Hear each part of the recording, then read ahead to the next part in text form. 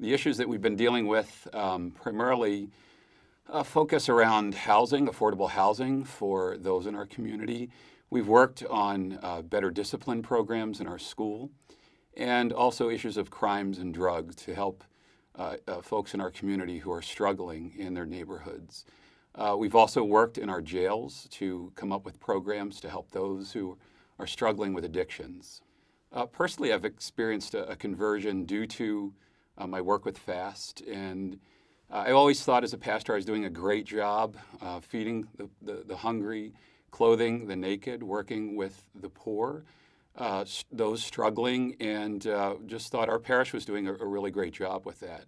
But through some folks I've dealt with, through DART, through CCHD, and some of the local pastors involved in organizing, I've come to experience that I was only doing part of the gospel mandate that Jesus had told us to do.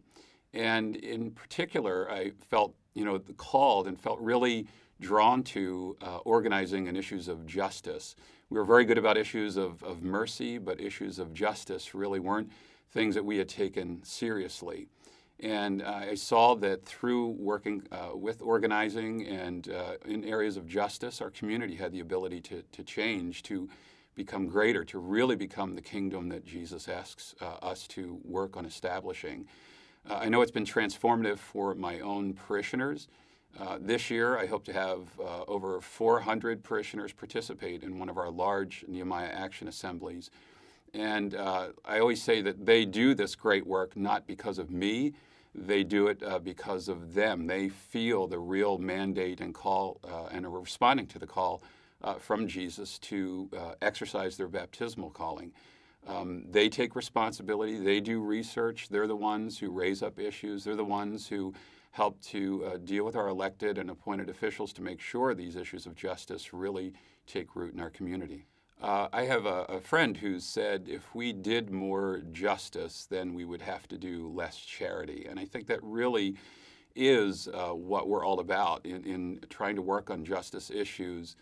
In a sense, I know we'll always have to do charitable and merciful work, but we would address the real root issues of the problem. Affordable housing is one. We may be able to take care of the homeless, to house them temporarily in a tent city, but in order to help them really get rooted and grounded in the community again, we need to set up a vehicle for them to stay in a home or an apartment that's low in rent or has a low mortgage, and enable them to really become the citizens that they should become, they deserve to become in our community.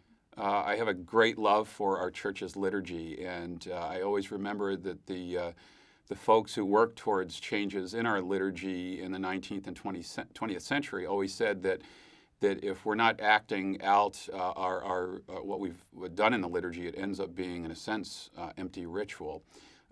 We're told at the end of Mass that the Mass is ended, go in peace, but also to love and to serve the Lord. We go to Mass to be sent. We're sent out into the world to be Christ for others, to be merciful, to be instruments of justice.